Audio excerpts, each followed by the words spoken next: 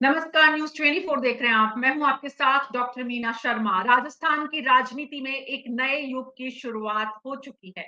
पिछले लंबे समय से चुनावी प्रक्रिया जब चल रही थी, चुनावी कैंपेन जब नजर आ रहा था और जिस तरह से ये चुनाव आगे बढ़ा, ये स्पष्ट रूप से दिख रहा था कि राजस्थान की राजनीति में अशोक गहलोत और वसुंधरा राजे दोनों की पारी जो है वो लगभग पूरी हो चुकी है। और पिछले कार्यक्रमों के दौरान कई बार इस बात को अलग-अलग परिप्रेक्ष्य में हमने समझने की कोशिश भी की थी कि ऐसा क्यों हो रहा है। लेकिन अब आज जिस तरह से मुख्यमंत्री के नाम का सामने आना और उसमें भी वसुंधरा राजे की सहमति से ही इस नाम को आगे बढ़ाना स्पष्ट संकेत दे रहा है कि बीजेपी का केंद्रीय नेतृत्व किस तरह से रणनीति के तहत अपने पुराने नेताओं को दूसरी जिम्मेदारी देने की कोशिश क्षेत्रीय क्षत्रपों को कर रहा है और नई लीडरशिप तैयार हो रही है। इसके परिणाम क्या होंगे? ये क्षेत्रीय जो नेता है, ये किस तरह से रिएक्ट करेंगे आने वाले समय में, ये वक्त के भविष्य के गर्भ में है। लेकिन आज मध्य प्रदेश, राजस्थान, छत्तीसगढ़ तीनों राज्यों में जिन मुख्यमंत्रियों की तैनाती हुई है, वो साफ संकेत दे रहा है कि बीजेपी नई पीढ़ी को तैयार कर रही है। राजस्थान में भजनलाल शर्मा का नाम कितना प्रदेश को आगे बढ़ाने में, प्रदेश की रफ्तार दिखाने में कामयाब होगा? भजनलाल शर्मा कैसे मुख्यमंत्री साबित होंगे, ये भी समय के गर्भ में है। लेकिन आज मुख्यमंत्री के नाम के ऐलान के साथ ही चर्चा इस बात की शुरू हो गई है कि भजनलाल शर्मा कौन है, कहां से आते हैं और कैसे मुख्यमंत्री की कुर्सी तक पहुंचे हैं। अगले 1 घंटे में हमारे खास मेहमानों के साथ इसी पर विस्तार से चर्चा करेंगे। हमारे साथ बीजेपी के नमित जैन, कांग्रेस के डॉक्टर प्रदीप चतुर्वेदी, कपिल राजगुरु आम आदमी पार्टी से, 3 वरिष्ठ पत्रकार गोविंद चतुर्वेदी जी, महेश शर्मा जी और जगदीश शर्मा जी। आप सभी का बहुत बहुत स्वागत है। नमित जैन जी, शुरुआत आपसे करेंगे। ठीक 24 घंटे पहले जब हम कार्यक्रम कल कर रहे थे, यानी कि 11 तारीख को, तब आपने कहा था इसी कार्यक्रम में कि फर्स्ट टाइमर भी बन सकता है। और आपने जो कहा था कि फर्स्ट टाइमर भी बन सकता है, तो आपके चेहरे पर मुस्कुराहट भी काफी आत्मविश्वास वाली थी, जैसे कि आपको ये नाम पता था। पूरे देश का मीडिया नाम तलाश रहा था और ऐसा लगा कि आप नाम छुपा के बैठे हुए थे। ये सही है क्या नमित जी? जी नहीं मीना जी, ऐसा तो नहीं था, लेकिन ये जरूर था कि एक सामान्य कार्यकर्ता को मुख्यमंत्री बनाया जा सकता है। क्योंकि जिस तरह से प्रधानमंत्री जी ने पहले भी मध्य प्रदेश और छत्तीसगढ़ में बनाया सामान्य कार्यकर्ता को, जो पार्टी से जुड़े हुए हैं, संगठन से जुड़े हुए हैं। आप देखिए, भजनलाल जी लगातार कार्यकर्ता के रूप में कार्य किया और पहली बार वो विधायक बनकर आए हैं, और उनको मुख्यमंत्री बनाना अपने आप में कार्यकर्ताओं में एक नई जोश भरता है। ये एक दिखाता है कि जो पार्टियां एक परिवार को लेकर चलती है, एक वंश को लेकर चलती है, कि जो उनको सेवा करता है वही मुख्यमंत्री होगा, ऐसा नहीं है। भाजपा में ये दिखा दिया एक बार प्रधानमंत्री जी ने और शीर्ष नेतृत्व ने कि कोई भी व्यक्ति पार्टी में जो अंतिम पंक्ति में बैठा हुआ है, अंतिम पंक्ति में खड़ा हुआ है, वो भी मुख्यमंत्री और प्रधानमंत्री बन सकता है। और ये आप देखिए, सत्यता ये किसी को पता नहीं होता है, खुद भजनलाल जी को भी पता नहीं था कि उनको मुख्यमंत्री बनाया जा रहा है। और आज जब फोटो सेशन हो रहा था, तो वाकई में वो अंतिम पंक्ति में खड़े थे, क्योंकि वो जो इक्वेशन बैठा बैठने का, खड़े होने का, जिस तरह से चेयर पे बैठे जा रहे थे, तो उनकी लंबाई थोड़ी ठीक थी, तो उनको पीछे पीछे खड़ा किया गया। तो ये वाकई में ही अपने आप में एक अच्छा अनुभव है, ये और ये हम ये जैसे तो ठीक कार्यकर्ताओं है। के लिए ये तो प्रेरणा पुंज है, ये जैन जी, शक्ति मिलती है नमित हमको, जैन शक्ति जी, पुंज है। नमित जैन जी, बतौर प्रवक्ता आपकी जिम्मेदारी तो आप रोजाना पूरी करते ही हैं। कल भी की थी, आज भी कर रहे हैं। मेरा सवाल आपसे ये था कि कल जब आपने कहा था फर्स्ट टाइमर भी हो सकता है, तब आपको भजनलाल शर्मा जी के नाम का संकेत था? जी नहीं मीना जी, मैं देखिए कोई संकेत नहीं था, क्योंकि पार्टी में जो होता है सब कुछ विधायक दल में फाइनल हुआ ये। और ऐसा कोई भी नाम मेरे था दिमाग में कि बन सकते हैं, क्योंकि जिस तरह से इन्होंने मेहनत करी हुई थी पहले, तो ये जरूर लग रहा था कि भजनलाल जी बन सकते हैं, लेकिन ये नहीं था कि भजनलाल जी बनेंगे, क्योंकि और भी फर्स्ट टाइमर थे। तो मैंने तो ठीक वैसे ही कहा था, क्योंकि हमें विश्वास है प्रधानमंत्री जी पर कि ठीक है। वो हो सकता है कि ये नाम हो। जी, तो आप आज बहुत खूबसूरती से आप अपने स्टेटमेंट को पुष्टि भी कर रहे हैं और आपकी मुस्कुराहट बता भी रही है कि कुछ लोगों को कल भजन लाल शर्मा कल बीजेपी मुख्यालय जब पहुंचे, आज हमारी बीजेपी मुख्यालय में कुछ लोगों से बातचीत हो रही थी और हमने न्यूज़ 24 पर उसको लाइव ब्रॉडकास्ट भी किया था। तब भी कुछ कार्यकर्ताओं ने कहा कि कल जब भजन लाल शर्मा पार्टी मुख्यालय आए थे जयपुर में, तो उनकी बॉडी लैंग्वेज बता रही थी कि कुछ अच्छा इनके साथ होने वाला है। ठीक है, कपिल राजगुरु जी, भजन लाल शर्मा जी का नाम कैसे देखते हैं आप? जी, सबसे पहले तो मैं बधाई देना चाहता हूँ भजनलाल शर्मा जी को, दिव्या जी को, बैरवा साहब को कि पार्टी ने उन पे विश्वास जताया है, राजस्थान की जनता ने उनको विधायक बना के भेजा है और आने वाले समय में राजस्थान को वो अलग ऊंचाइयों तक लेके जाएंगे और मेरी शुभकामनाएं हैं और धन्यवाद है भाजपा का कि उन्होंने कुछ नए लोगों पे भरोसा किया और उनको आगे बढ़ाया और चाहेंगे कि जिस तरह से उन्होंने भरोसा किया है उसी प्रकार से ये लोग अपने काम में और जो गारंटियां हैं उनको फुलफिल करें। मैं तो यही कहना चाहूंगा। बधाई उन्हें पूरा प्रदेश दे रहा है, आपकी भी बधाई उन तक पहुंच गई है। महेश शर्मा जी, भजन लाल शर्मा का नाम अपेक्षित था, आपने सोचा था? ये बिल्कुल चौंकाने वाला नाम है, लेकिन जो छत्तीसगढ़ और मध्य प्रदेश में जिस तरह से ओबीसी और आदिवासी मुख्यमंत्री चेहरों को मुख्यमंत्री बनाया गया, तो ये मान के चला जा रहा था कि यहाँ कुछ सवर्ण या मतलब एससी का कोई व्यक्ति को सीएम की जिम्मेदारी दी जाएगी। आपने ये देखा होगा कि जो आज जो अनाउंसमेंट भजन लाल जी का जो है ये अनएक्सपेक्टेड, ये इसलिए मैं मानता हूँ क्योंकि ये पहली बार चुनाव लड़े, पहली बार में इनको चीफ मिनिस्टर बना दिया। हमारा अनुमान अश्वनी वैष्णव का था कि शायद हो सकता है कि उनको रखा जाए, लेकिन इन्होंने मतलब जो चुने हुए जो जीते विजयी जो रहे विधायकों में से ही इन्होंने अपना मुख्यमंत्री को। एक चीज, दूसरा आपने ये देखा होगा कि जो तीन है जो ब्राह्मण के रूप में मतलब भजन लाल जी को बनाया है और एससी के रूप में प्रेम कुमार बैरवा को बनाया है और क्षत्रिय के रूप में मतलब दिया कुमारी को बनाया है। तो ये बिल्कुल ये मैसेज देने की कोशिश की जा रही है। अब आपको एक और चौंकाने वाला परिणाम ये आएगा कि एसटी वर्कर शायद विधानसभा अध्यक्ष भी दे दें। तो ये सारे चौंकाने वाली चीज और साधने वाली चीजें, सारे सेक्शंस को कवर करने वाली चीजें ऐसी, मतलब क्या कहता है ना, मुझे जो लग रहा है जो मैसेज दिया है सबका साथ और सबका विकास, शायद इसी मंत्र को ध्यान में रखते हुए, और राजस्थान में चूंकि उनको सवर्ण या एसटी का मतलब देना था तो उसमें तो डिप्टी सीएम के रूप में उन्होंने दे दिया, लेकिन एक ही जिला ज्यादा प्रभावी रहा, ये जरूर कह सकते हैं कि एक जिला प्रभावी रहा। आगे जो मंत्रिमंडल का जितना विस्तार होगा तो उसमें दूसरे क्षेत्र के जो लोग बाग हैं उनको ज्यादा प्रतिनिधित्व मिलेगा।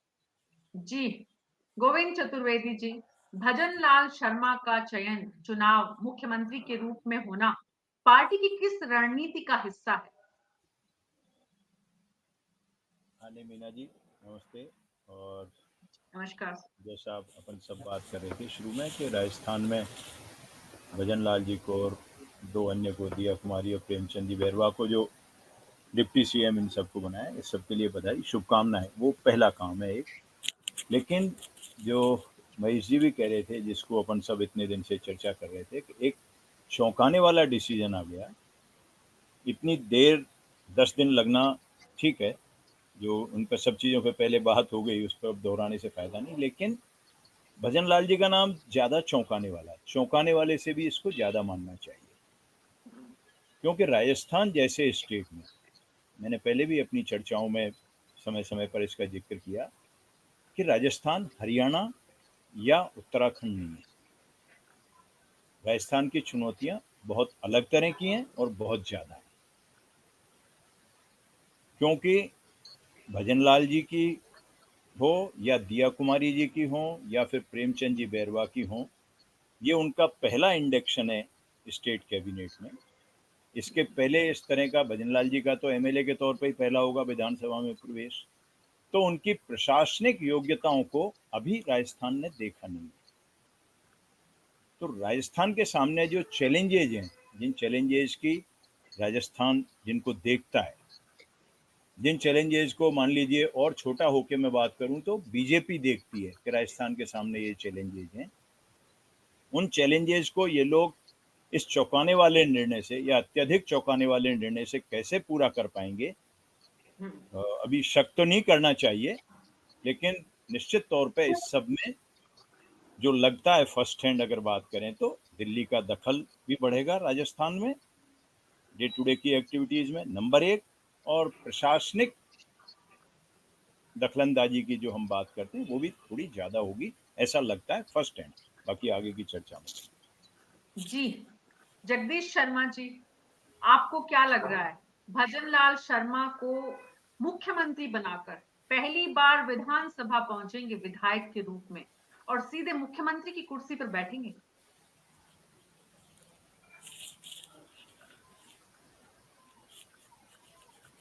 मीना जी, ये तो एक जो नरेंद्र मोदी का डिसीजन है, जैसा कि वो चौंकाते हैं और बाकी मेरे साथी भी बोल रहे हैं, उन्होंने चौंकाया ही है। ये भजनलाल की अपेक्षा किसी ने भी नहीं की थी मेरे ख्याल से। मैंने भी बहुत आपके साथ ये डिबेटें की हैं और विधानसभा में कितने नंबर आएंगे इससे लेकर और कौन मुख्यमंत्री होगा, मैं अपनी जगह पर स्टैंड पे कायम था। लेकिन और जैसा कि महेश जी कह रहे थे कि अश्विनी वैष्णव का भी एक नाम सीरियसली था, लेकिन जब पार्टी ने ये डिसीजन कर लिया कि विधानसभा में चुने गए सदस्यों में से ही सबको बनाना है, तो वो पार्टी ने एक बड़े ही अच्छे ढंग से सोशल इंजीनियरिंग का काम इस नॉर्दर्न इंडिया के 3 स्टेट्स में किया है। और ये हो सकता है कि पार्टी को अच्छा जो है वो दे, क्रेडिट दे, इसको कुछ और ज्यादा मजबूत बनाने की कोशिश करे, खासकर जाति समीकरण। और इस ढंग से अगर हम देखें समाज के जो विभिन्न वर्ग हैं, ये तीनों स्टेट में अलग अलग ढंग से सामने आया है। तो ये राजस्थान की राजनीति में भजनलाल जी के आ जाने से चीफ मिनिस्टर जो पहली बार एमएलए बने हैं उनके, लेकिन इनको राजनीतिक अनुभव तो पहले से है। ये करीब 20 साल से भारतीय जनता पार्टी के संगठन के काम को देखते रहे। जो संगठन महासचिव हैं प्रेमचंद जी, प्रकाश जी यहाँ पर राजस्थान में, उनके साथ ये काम करते थे मिलकर।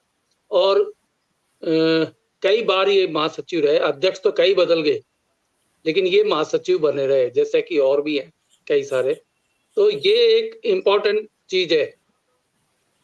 अब ये देखना है कि ये प्रशासन, जैसा गोविंद जी कह रहे हैं कि प्रशासनिक क्षमता के हिसाब से देखेंगे, तो अभी देखना पड़ेगा हमको कि ये सेक्रेटरीट में कैसे काम करते हैं, कैसे बहुत तेज तर्रार आईएएस अफसर आईपीएस अफसरों से निपटते हैं, कैसे उनका काम लेते हैं। लेकिन ये इनका बैकग्राउंड पुराना आरएसएस का है और आरएसएस में इन चीजों पर काफी लिखाई पढ़ाई चर्चा ये सब कुछ होता है। तो मेरी मान्यता ये है कि ये थोड़ा बहुत काम बेटर कर लेंगे और कुछ महीने के एक्सपीरियंस के बाद ये सब चीजों को समझ भी लेंगे। और अभी तक इनको जो है दूसरे लोगों का सपोर्ट चाहिएगा, कुछ सीनियर जो लोग हैं जो कैबिनेट में रहे हैं, ऐसे लोगों का सपोर्ट चाहिए। और इस मामले में क्या है, दोनों डिप्टी सीएम भी बिल्कुल फ्रेश हैं एक तरीके से मंत्रिमंडल के हिसाब से। वो दोनों भी कभी मंत्रिमंडल में या इस तरीके, हालांकि लोकसभा और विधानसभा के सदस्य वो है, उस हिसाब से बहुत इंपॉर्टेंट है उनकी पोजीशन, लेकिन उनको भी सरकार चलाने का एक्सपीरियंस अभी तक नहीं है। तो सरकार चलाने के पॉइंट ऑफ व्यू से उनको दूसरों पे डिपेंडेंट रहना पड़ेगा, अपने ऑर्गेनाइजेशन पे डिपेंडेंट रहना पड़ेगा और सेक्रेटरीट में एक ऐसी टीम बनानी पड़ेगी अपने कॉन्फिडेंस के लोगों की, जो उनसे कोई कम से कम अच्छा करें, वो तो अलग बात है, लेकिन कोई गलती नहीं करवा बैठे, कोई बड़ा डिसीजन ऐसा नहीं हो जाए जो कि स्टेट के लिए घातक साबित हो या कोई इस तरीके का। तो ये सारी चीजें अभी ऑर्गेनाइज होना बाकी है। ये देखना है अभी कि भजनलाल जी किस तरीके से, लेकिन मैं मानता हूँ 54 साल की उनकी उम्र है, भरतपुर के रहने वाले हैं, हमारे प्रदीप चतुर्वेदी जी के शहर के, और काफी पढ़े लिखे हैं और बिजनेस में पहले से हैं, वो कई तरीके का बिजनेस है उनके पास। यानी तो देखते हैं कि नमित सेक्रेटरीट में जैन किस जी, तरीके से। जी नमित जैन जी, उम्र के लिहाज से और संगठन का जो अनुभव होता है, सांगठनिक अनुभव के लिहाज से उनकी योग्यता पर मतलब ऐसी स्थिति है कि वो काम संभाल लेंगे। अब सवाल ये है नमित जी कि चंद्रशेखर जी के क्लोज होने का ये पुरस्कार भी है क्या उनको? जी मीना जी, देखिए चंद्रशेखर जी, माननीय चंद्रशेखर जी हमारे संगठन महामंत्री है, और जो भी हम सब कार्यकर्ता यहाँ काम करते हैं सब उनके क्लोज है। और ये तो देखिए इनका जो मापदंड है, मैं भजन लाल जी के साथ मैंने खूब काम किया है संगठन में। हम ये संगठन महामंत्री हमारे प्रदेश में महामंत्री रहे हैं, लगातार 3 टर्म से महामंत्री चौथी बार बने हैं। आप लगभग मानिए 10 से 12 साल इन, जब भी 4 अध्यक्ष बन चुके तब ये चारों अध्यक्षों में महामंत्री रहे, लगातार रहे। तो इनका जो काम करने का जो तरीका है, मैं हमने देखा है कि हम इनसे थोड़े हल्का सा नाराज भी हो जाते थे, बैठा हो आप तो ऐसे करते हो, बैठा हो आप तो ऐसे करते हो, थोड़ा सा ऐसा कार्यकर्ता इनसे रहता था। लेकिन इनका जो तरीका था वो बहुत अच्छा होता था। मैनेजमेंट के इतने 7 खिलाड़ी, प्रधानमंत्री जी की जो सभा होती है उसका जो मैनेजमेंट होता है, यहाँ बैठे बैठे इतना अच्छा मैनेजमेंट करते थे, चाहे वो प्रशासनिक हो, चाहे वो कार्यकर्ताओं को लेकर हो, भीड़ कैसे आनी है, भीड़ कहाँ बैठनी है, महिला वर्ग कहाँ बैठेगा, पुरुष वर्ग कहाँ बैठेगा, कौन उद्बोधन देगा। इसके अलावा भी जो हमारे धरने प्रदर्शन रहे, हम विपक्ष में रहे, सत्ता पक्ष में भी रहे, इनके महामंत्री रहते हुए पिछला जो कार्यकाल था, हमेशा संगठन को अच्छे उच्च स्तर पर रखा। और इनका कोई सोने का, जो प्रधानमंत्री जी बोलते हैं कि 5 से 6 घंटे नींद लेनी चाहिए, मैंने कभी नहीं देखा कि ये सोते हुए, जब भी रात को 2 बजे आप देखो तो ये ऑनलाइन मिलते हैं। कभी भी इनको फोन कर लो, ऐसा नहीं है कि फोन नहीं उठाएंगे, पहली घंटे दूसरी घंटे में फोन उठा लेते हैं। और नहीं उठा पाए, कोई कारणवश मीटिंग में होंगे तो पलट के इनका फोन आता था कि हाँ क्या हुआ, क्या वजह। तो ये अच्छा, इनका बहुत अच्छा काम करने का तरीका है। और इन्होंने एक दिन की मेहनत नहीं है कि ऐसा एक दिन में लॉटरी लग गई हो, इनकी वर्षों की मेहनत है। और इन्होंने संगठन को जो समय दिया है, कभी भी ये नहीं कहा कि सत्ता की तरफ गए हो। पहले भी ये रहे हैं जब पिछली बार सत्ता आई तब भी ये नहीं था कि कुछ पद मिल गया हो बड़ा, हमेशा संगठन में काम किया, कार्यकर्ताओं की पकड़ रखी, कार्यकर्ताओं को मान सम्मान दिया। और आप देखिए हर कार्यकर्ता दिल से खुश है। जो हमारी खुशी है वो कई 100 गुना बढ़ गई है, क्योंकि हम भी सोच सकते हैं कि हमें भी कभी ऐसा मौका मिल सकता है, किसी भी कार्यकर्ता को कोई भी पद मिल सकता है। और ये आज दिखा दिया प्रधानमंत्री जी ने, वाकई में बहुत ऐसा अंदर से ऐसा फील हो रहा है, बहुत अच्छा फील हो रहा है, बहुत अच्छा। जी मीना जी। तो प्रदेश महामंत्री भारतीय जनता पार्टी के मदन लाल सैनी जब थे अध्यक्ष प्रदेश के, तब से अब तक लगातार बने रहे, अध्यक्ष बदलते रहे, लेकिन इन्होंने अपनी जी उनसे पहले भी थे, जी उनसे पहले भी रहे, से भी पहले थे। महेश जी शर्मा जी, प्रधानमंत्री के समय थे। ये छुपे रुस्तम निकले, लगातार संगठन में, संघ में अपनी उपस्थिति, काम, मेहनत सब कुछ किया और विवादों से, सुर्खियों से, हेडलाइन से सबसे दूर रहे। नहीं, ये मैं इसको इस रूप में देखता हूँ, ये लो प्रोफाइल रहे और संगठन में चुपचाप काम करते हैं। इनको इस रूप का ये श्रेय जाता है। और लंबे अरसे तक का संगठन में क्या हुआ, वसुंधरा सरकार के दौरान मतलब क्या कमियां रही, क्या नहीं है, तो इनका मतलब कमियां और जो खूबियां हैं वो ये बारीकी से देखते रहे। अब जो गोविंद जी ने भी जो सवाल उठाया और जी भी बोल रहे हैं, इनकी देखनी है प्रशासनिक दक्षता के, किस तरह से प्रशासन को मतलब क्या कहते हैं साधना, जो एक जिसमें जिस तरह से गहलोत और जिस तरह से वसुंधरा राजे जिस तरह से नियंत्रण करती थी और जिस रूप में मतलब क्या करते रहे, ऐसी दक्षता ये दिखाएंगे या नहीं। क्योंकि सबसे ज्यादा अगर आपने बहुत बढ़िया फैसले लिख दिए और उसका अंजाम को क्रियान्वयन करने की जिम्मेदारी प्रशासन की होती है। प्रशासन ने अगर सही उसको अंजाम नहीं दिया तो आपके दी हुई घोषणाओं और जो गारंटी है तो उनका कोई फर्क नहीं, उनका कोई मतलब जो रिटर्न जो है वो नहीं मिल पाएगा। तो ये एक ये समझिए कि जो नया जो ये जो है सरकार है, इसके सामने बड़ी चुनौतियां बहुत कुछ है। आर्थिक चुनौतियां भी हैं, राज्य की स्थिति की चुनौतियां भी हैं और साथ साथ प्रशासनिक तो है ही, और साथ साथ इस बिल्कुल। संगठन को आने वाले चुनाव में वापस से बहुत बीजेपी सारी चुनौतियां हैं भजन लाल शर्मा के सामने। डॉक्टर प्रदीप चतुर्वेदी कांग्रेस पार्टी से हमारे साथ जुड़ गए। डॉक्टर साहब, आप कैसे देखते हैं भजन लाल शर्मा का मुख्यमंत्री बनना प्रदेश के लिए?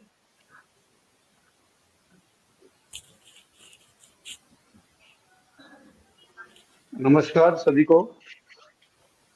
जहाँ तक आज के संदर्भ की बात है, सबसे अच्छी बात यह है कि वे भरतपुर के निवासी हैं और भरतपुर का मैं भी निवासी हूँ, इसलिए हमारे प्रदेश का एक मुख्यमंत्री जगन्नाथ पाटिया जी के बाद मिला है। तो निश्चित तौर पर मैं मानता हूँ कि भरतपुर संभाग के लिए विकास की कुछ भविष्य की योजनाएं बनेगी और कुछ विकास की बात हो जाएगी। सबसे पहली बात तो यही है। और जहां तक आपके उनके विधानसभा चयन की बात क्षेत्र है, में तो मेरा मानना ये है कि भारतीय जनता पार्टी में हाँ, मेरे विधानसभा क्षेत्र से भी है, बिल्कुल सही बात है। और मेरी उनसे चुनाव से पहले चर्चा भी हुई, तो मैंने उन्होंने यही कहा कि भरतपुर के विकास के लिए मैं काम करूंगा। और क्योंकि मानसरोवर में भरतपुर के बहुत लोग रहते हैं, तो उन्होंने मुझसे व्यक्तिगत संपर्क कर ये बात भी कही थी कि भरतपुर लोगों को भरतपुर के विकास तो मैं आपके साथ कही थी। हमारी एक क्षेत्रीय भावना है, तो उसके लिए मुझे तो खुशी की बात है कि मेरे क्षेत्र को एक मुख्यमंत्री मिला है, तो निश्चित तौर पर मेरे संभाग को भी कुछ विकास का काम होगा। लेकिन जहां तक राजनीतिक बात है, तो मेरा मानना यह है कि इस चयन को लेकर मैं अचंभित नहीं हूं, क्योंकि मुझे मानना है, आप देख रही हैं कि पिछले 2 प्रदेशों में जो चुनाव हुआ है, वो संघ के जो कार्यकर्ता हैं उनको आगे लाया जा रहा है। तो आप समझिए कि मोदी और शाह की रणनीति यह है कि संघ को वो 2024 के चुनाव में प्राथमिकता में लाकर संगठन के नाते उसको मजबूत करने का काम और उसको भरोसे लेने का काम कर रहे हैं। क्योंकि बीच में कुछ ऐसी खबरें भी थी जिसमें आरएसएस और नरेंद्र मोदी की प्राथमिकता को लेकर कुछ मतभेद की बात सामने आई थी।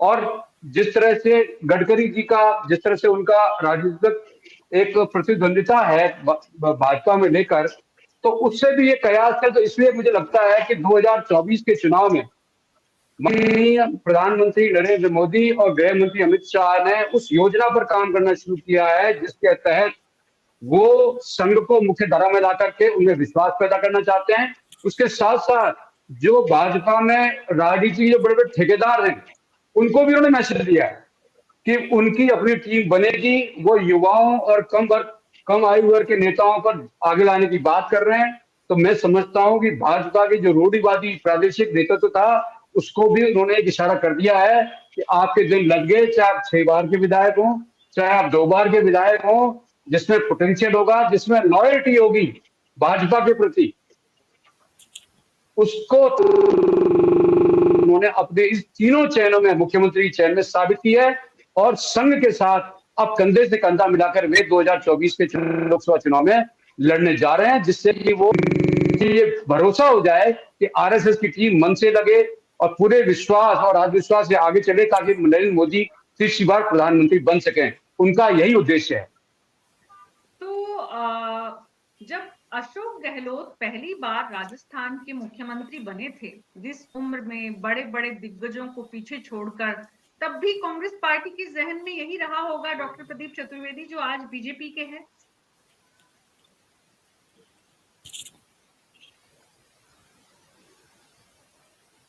जी मीना जी, आवाज आ रही है? जी, मुझे आ रही है आपकी आवाज।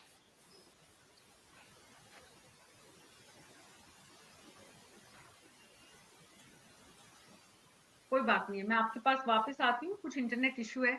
नमित जैन जी, एक सवाल बहुत लाजमी है।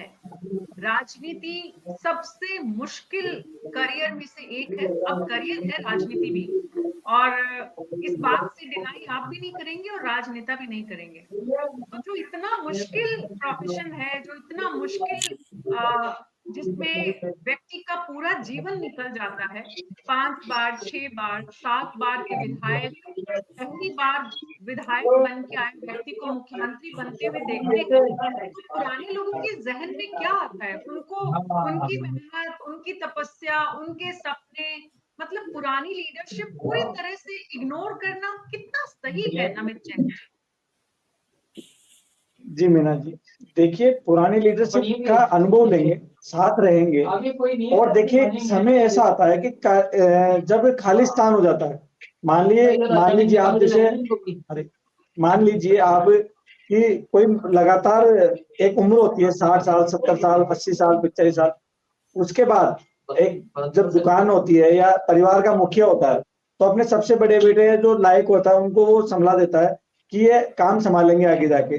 तो देखिए नई पीढ़ी को काम देना जरूरी है, नई पीढ़ी को आगे नहीं लाएंगे तो एक समय ऐसा हो जाएगा कि पीछे कोई कार्यकर्ता ही नहीं दिखेगा, और नए नए व्यक्ति के आने से नया दोस्त बनता है, नया दोस्त पैदा होता है। तो ये बहुत जरूरी है, ये सिस्टम के हिसाब से भी जरूरी है, पार्टी में किया जा रहा है, बहुत अच्छा लग रहा है। जैसे मान लो आज कार्यकर्ता है, नए कार्यकर्ता जुड़ेंगे, नया मुख्यमंत्री बनेगा, नई लीडरशिप आएगी, और पुराने भी साथ लगे रहेंगे। अभी केंद्र में भी जो है तो पुराने जो लीडरशिप है, राजनाथ सिंह जी है, जेपी नड्डा जी, ये नितिन गडकरी जी है, इसके अलावा सभी लोग जो काम करते रहे साथ साथ, तो वो चल रहे हैं, ऐसा नहीं है, पुरानी लीडरशिप भी रहेगी, उन्हीं के अनुभव से हम आगे बढ़े हैं। हम जब कार्यकर्ता, जब पहली बार भाजपा में मैंने 2010 में जब मैं प्रदेश कार्यालय में काम करने लगा था, तो जब वसुंधरा जी थी, इसके अलावा जैसे ओकार सिंह जी लखावत है, वो अभी भी है, लगातार साथ चल रहे हैं। उस समय भी भजन लाल जी महामंत्री थे, और जो भी हमारे राजेंद्र राठौड़ जी है, सतीश पूनिया जी,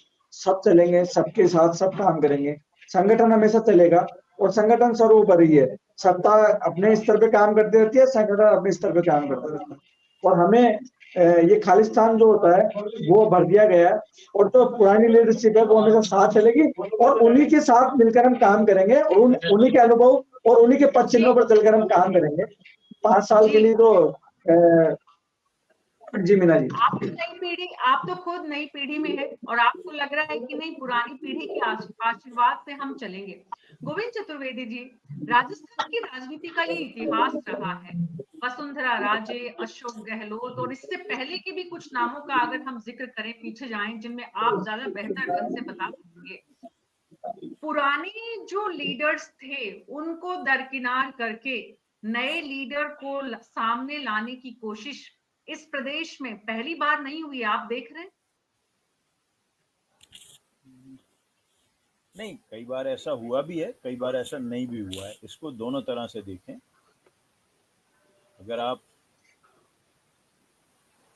मान लीजिए, अभी आपने 98 का जिक्र किया था, अशोक जी का जिक्र किया आपने, तो नई लीडरशिप के तौर पे अशोक जी आए 1980 में, पहला एमपी का उन्होंने चुनाव जीता, और उसके बाद जितने भी चुनाव हुए जीतते रहे। लेकिन एक कन्फ्रंटेशन की पॉलिटिक्स, और मेरे दूसरे साथी जगदीश जी जैसे वरिष्ठ बैठे हैं, महेश जी हैं, सारे लोग ही, लेकिन कन्फ्रंटेशन की पॉलिटिक्स उनके टाइम पे नहीं थी, क्योंकि जितने भी नेता उस समय दूसरे दावेदार थे, चाहे हरदेव जोशी हो, चाहे परशुराम मदेरणा हो, वन ऑन वन उन्होंने उनसे रिलेशन अच्छे रखने की कोशिश की, और अच्छे रखे सब लोगों से जाके। शायद मैं कह रहा हूँ कि मैं तो आश्वस्त हूँ, लेकिन और दूसरे साथी कोई बताएं, कोई भी शायद उनके समकालीन या उनसे वरिष्ठ ऐसा नेता नहीं था जिससे उनकी साल में 2-4 बार मुलाकात न होती है।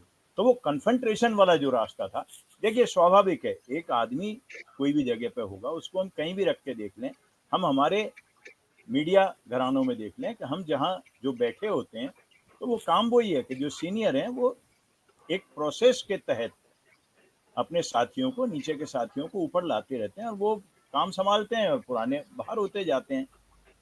नयों के आने में कोई दिक्कत नहीं है, नयों को आना चाहिए, नयों को लाना चाहिए। जो मैंने पहले भी एक दिन कहा, रास्ता ये है कि उन नयों को लाने में आप, जो नमित जी कह रहे थे, मुझे अच्छा लग रहा है सुन के, कितना एग्जीक्यूट होता है वो वक्त की बात है, कि भाई अनुभव को हम साथ लेके चलेंगे और अनुभव के साथ चलेंगे। उसके पहले के दौर में अगर आप जाएंगी तो मोहनलाल सुखाड़िया जी से, और अब तक की अगर अपन बात करेंगे तो वो शायद बहुत लंबी होगी, लेकिन भैरव सिंह जी वाला एपिसोड वो एक अलग तरह का एपिसोड हुआ। भैरव सिंह जी को इंडिविजुअली कहीं किसी को शायद उनसे तकलीफ नहीं होगी, लेकिन और चीज़ों ने कई ने ऐसा किया कि उनके सामने लोग खड़े हो गए, जो जिनको उन्होंने तैयार किया वो भी खड़े हुए। लेकिन अल्टीमेटली भैरव सिंह जी की खुद की भी ऐसी बनी हुई प्रतिष्ठा थी कि उन्होंने उन चीज़ों को, तो लेटेस्ट में तो वसुंधरा जी वाला, वसुंधरा जी का अभी आप अपने सामने, उन्होंने भी जो काम किया है, तो नमित जी जो कह रहे हैं, अगर वो सारा होता है कि अनुभव को साथ लेके चलें सारी चीज़ों। अब कई चीज़ें ऐसी हैं जिनको देख करके ये कितना हम उस पर अभी बात करें, कितना आगे किसी मौके पे करें, कि चौंकाने वाले नाम आने में कोई दिक्कत नहीं है, लेकिन वो प्रोसेस, अब मान लीजिए आज 15 लोगों के नाम थे राजस्थान के मुख्यमंत्री के लिए, और 15 लोगों के नाम पूरी पार्टी देख रही है, जयपुर से लेकर दिल्ली तक सारी लीडरशिप देख रही है। तो अब जो चैलेंजेस की बात महेश जी और हम सब लोग कर रहे हैं, उसमें बड़ा चैलेंज ये भी होगा कि कैसे उन 15 को साथ जोड़ते हैं। उनमें से बहुत से लोग सदन में होंगे, बहुत से लोग सदन के बाहर होंगे, वहां नहीं होंगे। जो सदन में होंगे वो कितना कर पाएंगे। मुझे जो बड़ी चीज अभी सबसे पहले इन 4 लोगों को देख के दिख रही है कि फ्लोर मैनेजमेंट जो होगा, क्योंकि सामने जैसे भैरव सिंह जी के टाइम होता था, भैरव सिंह जी अकेले अपोजिशन पे भारी पड़ने वाले होते थे, चाहे मुख्यमंत्री कोई हो। तो उसी तरह से अब अपोजिशन भारी होगा, 70 लोगों के साथ है, एक से एक दिग्गज लोग वहां पर हैं। दूसरी तरफ अगर बीजेपी की बात करें तो राजेंद्र राठौड़ जैसे, जिन्होंने लंबे टाइम तक इस राजस्थान विधानसभा के फ्लोर को एज पार्लियामेंट्री मिनिस्टर मैनेज किया, इन जैसे लोगों की कमी होगी। तो दूसरे लोग जो वरिष्ठों की नमित जी बात कर रहे थे, वो कितना दिल से साथ चलते हैं, ये स्वाभाविक है। इसमें दिल से साथ देना और दिल से साथ नहीं देना, इसमें किसी को कोई मतलब बुरा अच्छा मानने की बात नहीं है, लेकिन ये चीजें स्वभावतः और स्वाभाविक तौर पे हर इंसान के साथ होती हैं। जब किसी को हटाया जाता है तो उसको अच्छा नहीं लगता, और बिना सलाह मशवरे के और बिना उसके हटाया जाए तो और भी बुरा लगता है। तो बेसिक वो है, बाकी तो देखते हैं आगे क्या होता है। जी, तो वसुंधरा राजे से कम सलाह मशवरा तो किया गया, उन्हें कॉन्फिडेंस में भी लिया गया, लेकिन जगदीश शर्मा जी, जो बात नई लीडरशिप की हो रही है, वसुंधरा राजे को जब भैरव सिंह शेखावत जी राजस्थान लेकर आए थे, और उस समय ये तय था कि वसुंधरा राजे को किस लिए लाया गया है, लीडर बनाने के लिए लाया गया था उन्हें, और जिस रूप में उन्हें पेश किया गया था, खंडर पुरानी पीढ़ी को उस समय भी कहा गया था जगदीश शर्मा जी। मीना जी, ऐसा है, वसुंधरा जी जब राजस्थान आई थी तो वो ऑलरेडी प्राइम मिनिस्टर ऑफिस में स्टेट मिनिस्टर के तौर पे काम कर रही थी, तब उनका एक्सपीरियंस था इस फील्ड में, और एक विधायक के तौर पे या एक सांसद के तौर पर वो पहले से पॉलिटिक्स में थी, और पॉलिटिक्स का जो फील्ड है उसका रास्ता उनको पता था। उनके सामने जो संकट था उस समय वो ये था कि वो राजस्थान में अपनी पहचान बनाए एक लीडर के तौर पर, क्योंकि वो राजस्थान नहीं रहती थी इस ढंग से। तो उन्होंने आते ही एक यात्रा निकाली बड़ी, और वो यात्रा करके राजस्थान बाहर गई, और उनको पब्लिक का खूब स्नेह मिला, और वो राजस्थान में पहली बार जब चुनाव हुआ उसमें लड़ी तो 126 सीटें उनको मिली थी। भारतीय जनता पार्टी को इतनी सीटें इससे पहले कभी नहीं मिली, भले ही भैरव सिंह जी हो, कभी भी नहीं मिली थी। तो उनकी लीडरशिप एस्टेब्लिश हो गई उसके बाद कि ये 120 सीटें जिता के ला सकती हैं अकेले। इस सब के बावजूद उनका बहुत विरोध हुआ। पार्टी में बहुत सारे नेता थे जो उनकी टांग खींचने में लगे रहते थे हमेशा, लेकिन वसुंधरा जी इससे घबराई नहीं। उसका कारण ये भी था शायद कि उनके परिवार में पहले से पॉलिटिक्स का एक एस्टेब्लिश्ड सिस्टम था। उनकी मदर पॉलिटिशियन थी, उनके भाई पॉलिटिशियन थे, उनकी एक बहन पॉलिटिशियन थी। तो ये सारे लोगों का एक सिस्टम चलता था। आदमी जब घर में रहता है तो कई चीजें भाई बहनों की या मदर की या फैमिली के मेंबर्स की चीजें देखकर भी कुछ न कुछ सीखता है। भजन लाल जी जो हैं वो सत्ता की राजनीति में कभी भी नहीं रहे। इससे पहले वो संगठन का काम तो करते रहे पूरा, लेकिन सत्ता को कैसे चलाना है, कैसे जो है एडमिनिस्ट्रेशन काम करेगा, क्या इतनी बड़े बड़े अफसरों की जो टीमें हैं ये किस तरीके से बिहेव करेंगी उनके साथ, किस तरीके से उनको काम कराया जाएगा, ये सारी चीजें बहुत देखने की होगी। अभी जो है अनुभव करना पड़ेगा। फिर राजस्थान में जो है कई तरीके की, इस समय राजस्थान ऐसी जगह पर खड़ा हुआ है जहां बहुत बड़ी बड़ी समस्याएं हैं। राजस्थान पे आज 7.5 लाख करोड़ रुपए का तो कर्जा है। इकोनॉमी बहुत खत्म हुई है। मैंने पहले एक उसमें मीटिंग में आपको याद दिलाया था कि जो ट्रेजरी है, ट्रेजरी से मेडिकल के बिल भी पास नहीं हो रहे थे क्योंकि पैसा नहीं था ट्रेजरी में। गहलोत जी के टाइम की बात है ये, तो अभी रिसेंट की 2-3 महीने पहले की। तो ऐसी अर्थव्यवस्था को किस तरीके से आप पटरी पे लेकर आएंगे, किस तरीके से उसको ठीक करेंगे, ऋण को किस तरीके से उतारेंगे, या आपको और ऋण लेना पड़ेगा? उसका कारण ये है कि नरेंद्र मोदी जी और राजस्थान की पार्टी जो है बहुत सारी गारंटियां ऑलरेडी दे चुकी है। गैस का सिलेंडर इतने रुपए में देंगे, महिलाओं को जो है गांव में इतने पैसे मिलेंगे साल में, किसानों को इतना सब्सिडी मिलेगी, ये होगा वो होगा, कई सारी। अब वो गारंटियों पर भी पैसा खर्च होगा बेसिकली, तो वो पैसा कहां से आएगा? आप तो पहले से ही ऋण में बैठे हुए हैं। एक अच्छी खबर 2-3 दिन पहले मैंने पढ़ी थी अखबार में, वो ये थी कि यहाँ जीएसटी कलेक्शन लगातार बढ़ रहा है राजस्थान। जीएसटी जो है वो बहुत तेजी से बढ़ रहा है, इसका मतलब बिजनेस बहुत अच्छा हो रहा है। बिजनेस अच्छा होगा तभी जीएसटी बढ़ेगा।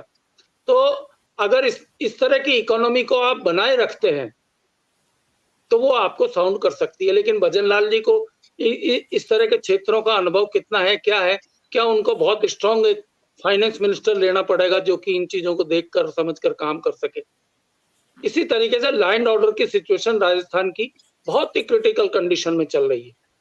रोजाना 2-3 बलात्कार के केस हमारे सामने आते हैं, छोटी छोटी बच्चियों से। अभी 2 दिन पहले 6 साल की बच्ची के साथ भी स्कूटर वाले ने मिसबिहेव किया। तो ये इस तरीके से बिगड़ा हुआ जो माहौल है, इसमें किसी का दोष नहीं है, इसमें पुलिस वाला भी कुछ नहीं कर सकता। अगर कोई आदमी छुपकर कुछ कर रहा है तो पुलिस वाला क्या करेगा? लेकिन एक माहौल होता है। ऐसा कहा जाता है कि थानेदार आकर जब अपने इलाके में एक चक्कर लगाता है और 2-4 गलत काम करने वालों के डंडे मारकर वहां सीधा दिखाता है तो पब्लिक में एक कॉन्फिडेंस भरकर जाता है, ताकि पुलिस का या थानेदार का इकबाल बना रहे एरिया में। वही काम सरकार का है।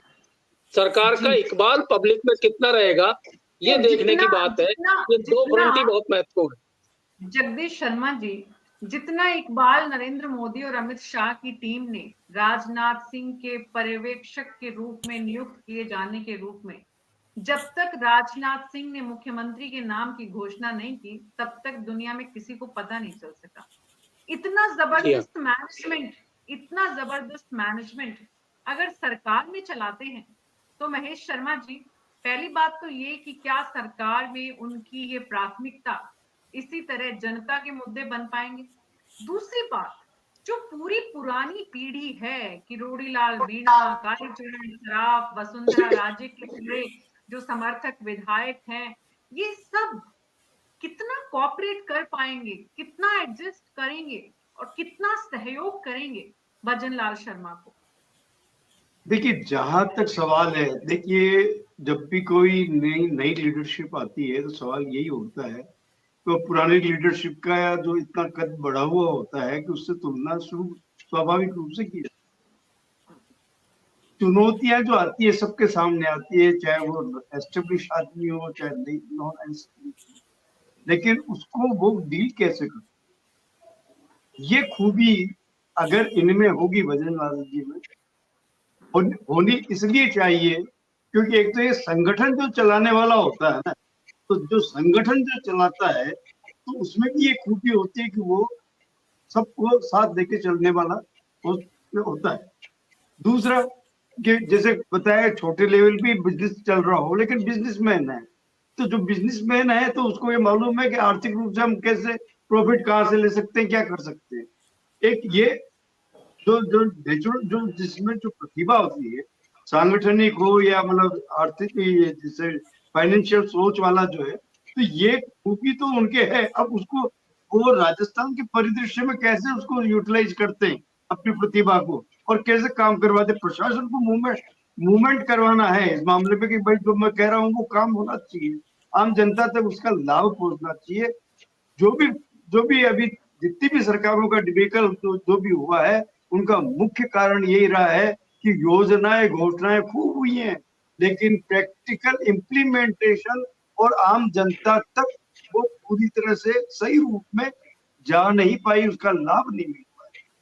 अब जैसे आप ही बता रहे थे मेडिकल बिलों का नहीं हो रहा, आज न्यूज भी आई थी कि थी मतलब चिरंजीव योजना का इधर जा रहा है पैसा, वहां से बीमा विभाग जो राज्य बीमा विभाग है उसका भी पैसा सारा निकल गया।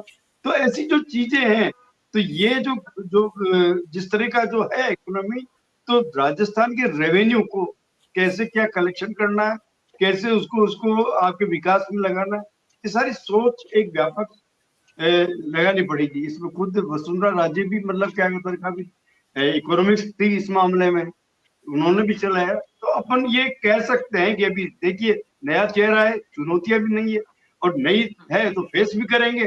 जो आदमी पानी में तैरेगा वही तो आगे बढ़ेगा, उसको मालूम है कि अंदर कितनी गाद है, कितना मतलब क्या काई है, किसको कैसे चीरना। तो ये व्यक्ति शायद निर्भर करता है कि वो प्रशासनिक रूप से कितने दक्ष होंगे। ये है चुनौती राजस्थान की इकोनॉमी की भी चुनौती है, लॉ ऑर्डर की भी चुनौती है। अब आप ये है कि अनुभव लोग, अब जैसे जिस तरह से मुझे आज जिस तरह से उनका नाम की घोषणा करी है, घोषणा करने के बाद में जैसे वसुंधरा राजे का जैसे उन्होंने चरण स्पर्श किए, तो एकदम उनके अगर वसुंधरा राजे के चेहरे पर गौर करते तो उसमें थोड़ा सा ऐसा लगा कि जैसे वो एक उनके उदासी या अंदर का जो भी कहे वो एकदम खिल गया था। मतलब ऐसा लगा कि चरण ये झुक रहा है, इसका मतलब है कि ये मेरे से कुछ अच्छे सलाह लेगा। तो ये सलाह जो है ना, जब भी सीनियर से लेंगे तो इनको मिलेगी, इसमें कोई दो राय नहीं, क्योंकि संगठन का आदमी है वो। ये तो मान ली, ये प्लस पॉइंट भी है कि मेरे को सीखने का मिलेगा। अब किससे फ्लोर मैनेजमेंट का है या मतलब क्या विधानसभा चलाने का है, अब ये निर्भर करता है कि वहां पे विधानसभा अध्यक्ष पद पे किसको नियुक्त किया जा रहा है, मुख्य सचेतक कौन बनेगा। ये सारी चीजें बाद में इनकी दक्षता पे भी निर्भर करेगा कि किसको ये जिम्मेदारी। निश्चित रूप से डॉक्टर प्रदीप चतुर्वेदी बड़े खुश थे, क्षेत्रवाद हावी हो गया उन पर और उस समय भूल गए कांग्रेस बीजेपी भी। बड़ा अच्छा लगा कि अपने क्षेत्र की चिंता उन्हें ज्यादा थी और इस बात से आश्वस्त भी थे कि उनके क्षेत्र का व्यक्ति मुख्यमंत्री बना तो उनके काम तो पक्के होंगे। लेकिन डॉक्टर चतुर्वेदी, एक बात ये भी है कि जो व्यक्ति इतना लो प्रोफाइल रहते हुए मोदी और शाह की नजर में आ गया है और मुख्यमंत्री की कुर्सी पर बैठ गया है, इसका मतलब वो मैनेजर तो है नहीं। देखिए, वो व्यक्ति सहज है। मैं आपको एक उदाहरण देता हूं कि अभी वो चुनाव लड़ रहे थे तो उन्होंने मेरे घर आने से 15 मिनट पहले फोन किया कि चौबे जी चाय आप यहाँ पीनी है, और उन्होंने मेरे घर आकर एक भाजपा का जो महिमामंडन कर दिया कि 50-60 गाड़ियां खड़ी मेरे घर पे खड़ी हो गई।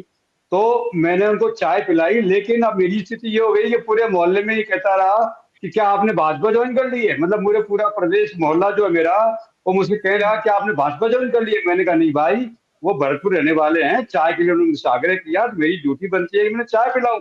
तो सवाल यह, वो चाय पी कर गए लेकिन वो महिमा मंडित कर गए मेरे पूरे मोहल्ले को। तो सवाल यह है कि उनमें सहजता है और वो बहुत अधीर व्यक्ति हैं। वो कम बोलते हैं लेकिन उनकी अच्छी बात यह है कि वो जिससे उससे कोई बात करना चाहता है उसके लिए उपलब्ध है। ये व्यक्तित्व है उनका। लेकिन राजनीतिक रूप से मैं आपको कहना चाहता हूं कि जिस तरह से उनका चयन हुआ है, मैं साफ साफ इस बात को समझ रहा हूं कि प्रधानमंत्री नरेंद्र मोदी उन सभी वरिष्ठ नेताओं को मैसेज दे रहे हैं कि लॉयल्टी इज द प्रायोरिटी। और दूसरी बात, 2024 के लोकसभा चुनाव, उन्होंने संघ को विश्वास में लेकर अपनी लोकसभा की रणनीति को सशक्त करने की एक भूमिका का निर्माण किया है। और चूंकि बीच में कुछ अफवाहें थी कि उनके साथ कुछ मतभेद हैं, इसलिए उन्होंने इन 3 प्रदेशों में संघ के कार्यकर्ताओं को मुख्यमंत्री बनाकर संघ को विश्वास में लिया है। निश्चित के तौर पर उनकी लोकसभा के चुनाव की रणनीति में ये बात बिल्कुल है। और मैं आपसे कहना चाहता हूं, जहां तक भजनलाल जी की बात है, मुझे उम्मीद है क्योंकि उनके सिस्टम में मुख्य व्यक्ति इंपॉर्टेंट नहीं है, वो टीम बना देंगे अपनी, दिल्ली से लोग भेज देंगे, दिल्ली से कुछ अफसरों को भेजने की बातें चल रही हैं। इसलिए प्रधानमंत्री नरेंद्र मोदी, अमित शाह इनको ब्यूरोक्रेटिक सर्टिफिकेट बनाकर देंगे। इनको सिर्फ मुखौटे के रूप में इस्तेमाल होगा। मैं आपको कहना चाहता हूँ, ये मुखौटे के रूप में तीनों मंत्री जो मुख्यमंत्री बनाए गए हैं, ये मुखौटे का स्वरूप है, लेकिन इनकी ब्यूरोक्रेटिक टीम, पॉलिटिकल टीम सब वो बना कर देंगे। इसलिए जैसा भी बात कह रहे थे, महेश जी भी कह रहे थे कि साहब कहां से लाएंगे, जगदीश जी ने कहा कि वो धन कहां से लाएंगे। अरे भाई, सवाल है जब प्रधानमंत्री चॉइस का मुख्यमंत्री बैठा है तो उनके पास तो कुबेर का खजाना है। अगर व्यक्ति उनकी पसंद का है तो उन्हें संसाधनों की भी कमी नहीं होगी। इसलिए मेरा मानना यह है कि उनको मुख्यमंत्री बनाना और उनको सफल बनाए रखना, और 2024 के चुनाव में राजस्थान की 25 सीटों पर अपने को एडजस्ट करना, उनको क्लेम करना, ये भाजपा की रणनीति होगी, न कि मुख्यमंत्री भजनलाल की। भजनलाल मुखौटा है, अच्छे व्यक्ति हैं, अच्छी बात है, विकास करेंगे। मैं उम्मीद करता हूं कि आने वाले समय में प्रदेश का विकास करें, लेकिन वो भाजपा के प्रधानमंत्री और गृह मंत्री की योजना के अनुरूप ही उन्हें चलना होगा। ठीक है, पैसा वैसा है, आ जाएगा। ऐसे की चिंता तब करो जब आपके पास पीछे बैक में सेटअप नहीं है। अब आपका केंद्र सरकार है और प्रधानमंत्री के आप मुख्यमंत्री हैं, तो मुझे नहीं लगता कि अब धन के संसाधन की कमी से भजनलाल कहीं पीछे रहेंगे। लेकिन मानना मेरा यही है कि आने वाले समय में भजनलाल अपनी दक्षता, सहजता और सरलता के साथ प्रदेश के विकास को आगे लें और प्रदेश के विकास में अपनी महत्वपूर्ण भूमिका निभाएं, ताकि भरतपुर संभाग से आए एक नेता जो पारिया जी के बाद आए हैं, तो मैं समझता हूं अगर वो प्रदेश को विकास की धारा पर लाएंगे तो भरतपुर का भी विकास होगा, प्रदेश का भी विकास होगा और उनका व्यक्तित्व भी खड़ा होगा। डबल इंजन की सरकार भी होगी ये। भरतपुर संभाग से मुख्यमंत्रियों की जो हमारी अब तक की फहरिस्त है, उसमें भरतपुर संभाग से मुख्यमंत्री रहे हैं क्या गोविंद चतुर्वेदी जी? जगन्नाथ पहाड़िया रहे हैं वहां से। जगन्नाथ पहाड़िया की बात ठीक है।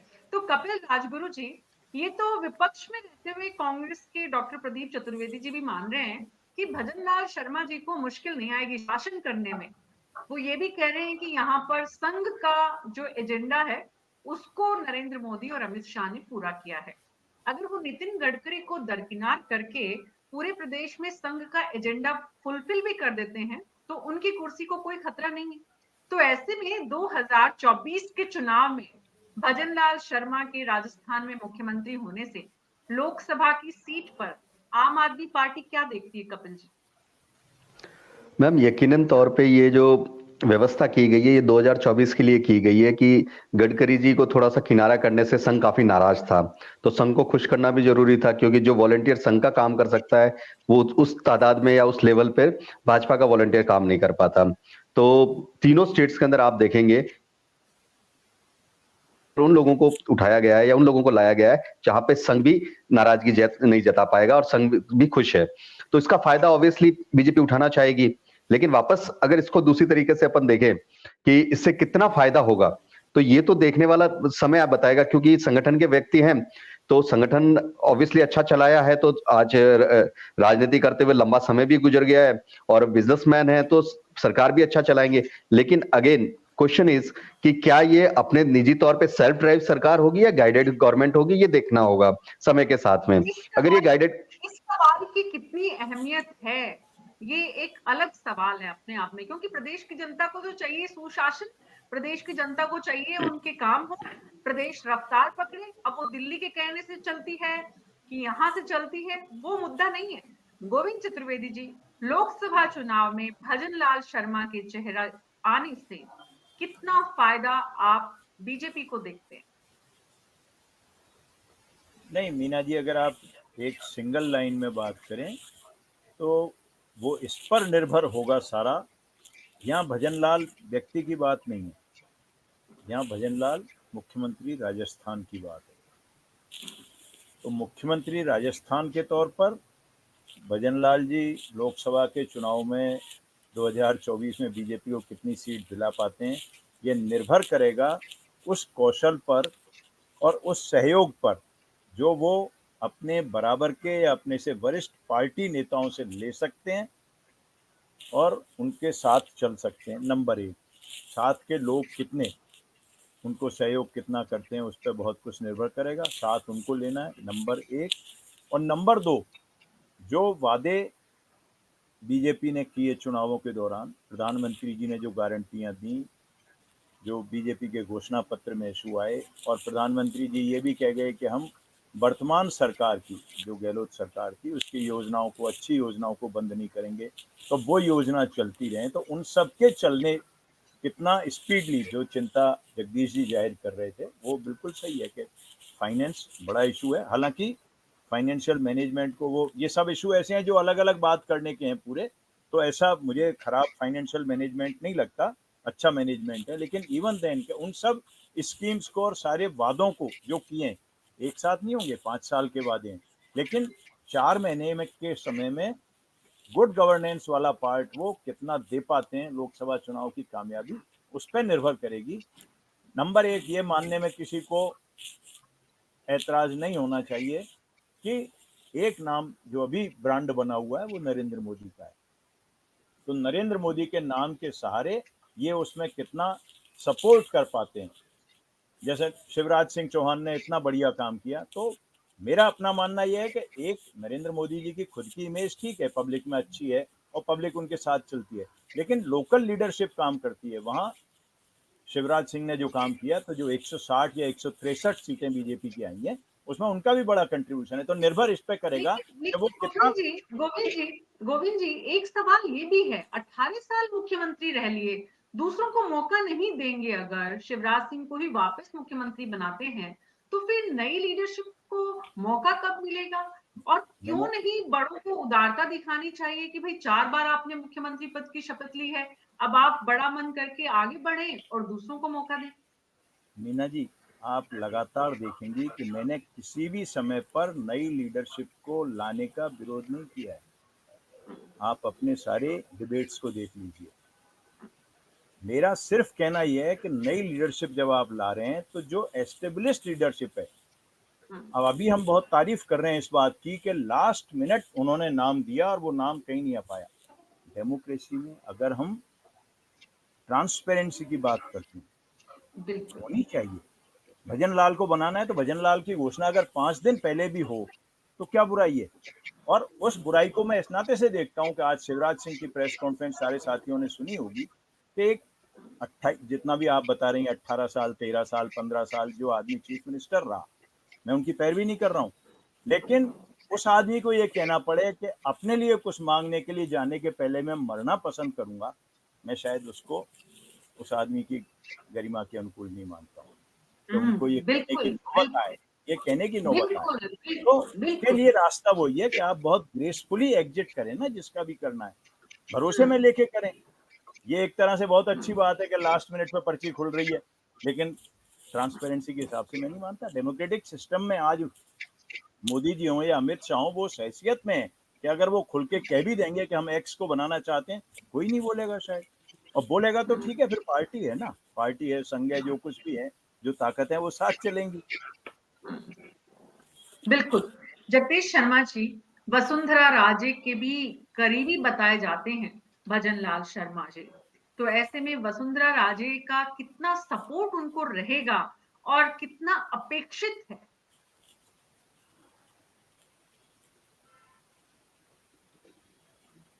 मीना जी, ऐसा है कि भारतीय जनता पार्टी में इंटरनल डिसिप्लिन बहुत हाई लेवल का है in comparison to other political parties. तो वो डिसिप्लिन अगर वसुंधरा राजे को इस बात के लिए बाध्य करेगा कि आपको इनको चीफ मिनिस्टर के तौर पे एस्टेब्लिश करने में मदद करनी है, चाहे वो किसी भी तरीके के मुद्दे हो, चाहे एडमिनिस्ट्रेटिव हो, चाहे फाइनेंशियल हो, चाहे लैंड ऑर्डर का जो मैं जिक्र कर रहा था पहले, तो ये चाहे कोई भी हो, तो एक्सपीरियंस्ड आदमी होने के नाते वसुंधरा राजे को ये ड्यूटी फुलफिल करनी चाहिए कि उनको कदम कदम पर वो बताएं किस तरीके से करना है। डिसीजन भले ही वो लें अपने ढंग से, लेकिन वसुंधरा जी उनके एक तरीके से एडवाइजर कह दीजिए आप, या गुरु कह दीजिए, या जो कुछ भी मेंटर कह दीजिए, हाँ मेंटर कह दीजिए, तो वो उनको करना पड़ेगा और वो करेंगे, ये अच्छी बात है। बाकी भारतीय जनता पार्टी की जो लोकल लीडरशिप है, उस लीडरशिप में भी बहुत सारे एक्सपीरियंस लोग हैं। वसुंधरा जी मान लो कहीं बिजी भी हो तो दूसरे और कई एक्सपीरियंस लोग हैं, पुराने मंत्री हैं, पुराने पदाधिकारी हैं, पार्टी के विधायक दल के भी पदाधिकारी हैं, जैसा अभी गोविंद जी राजेंद्र राठौड़ का जिक्र कर रहे थे। तो वो ऐसी सिचुएशंस में वो भी एडवाइस करने के लिए सामने आ जाएंगे और बताएंगे कि अपन को ऐसी सिचुएशन से किस तरीके से हैंडल करना है। लेकिन सवाल ये है कि ये सारी चीजें थोड़े बहुत दिन तो चल जाएंगी, लेकिन यहाँ इस तरीके की सिचुएशन है कि आपके सामने 4 महीने बाद ही एक बड़ा चुनाव सामने आ रहा है। चुनाव है। तो आपको आपको 3-4 महीने में ही शो करना पड़ेगा अपनी गवर्नेंस को। जब तक पब्लिक के बीच में आपकी इमेज बिल्डअप नहीं होगी इस ढंग से कि आप कैसे काम करते हैं, कैसे आप बिहेव करते हैं, आप पब्लिक के बीच में कैसे जाते हैं, जब तक इसको एस्टेब्लिश नहीं किया जाएगा तब तक आप पार्लियामेंट के इलेक्शन में कैसे जा पाएंगे। तो इसके लिए वसुंधरा राजे जी तो उनके साथ रहेंगी रहे। जी, बहुत बहुत शुक्रिया आप सबका इस चर्चा में शामिल होने के लिए। तो न्यूज़ 24 पर हमारी हर दिन कोशिश रहती है कि हम आपको वो सब कुछ बताएं जो आप जानना चाहते हैं। भजन लाल शर्मा अब राजस्थान के नए मुख्यमंत्री पद की शपथ लेंगे। पहली बार विधायक बने हैं। राजस्थान में राजधानी जयपुर की सांगानेर विधानसभा से पहली बार विधायक बनने वाले भजन लाल शर्मा भरतपुर से आते हैं। भरतपुर से जगन्नाथ पहाड़िया पहले मुख्यमंत्री बने थे और अब ये दूसरे मुख्यमंत्री होंगे राजस्थान से जो भरतपुर जिले और भरतपुर संभाग से आ रहे हैं। न्यूज़ 24 पर हम लगातार आपको अब सरकार क्या कर रही है, कैसे आगे बढ़ रही है, कैबिनेट में किस किस को जगह मिलेगी, अपडेट करते रहिए। बस आप भी अपने सुझाव हमारे फेसबुक और यूट्यूब चैनल पर कमेंट बॉक्स में अपने सुझाव देकर हमसे साझा कर सकते हैं। आज मेरे साथ इतना ही। नमस्कार।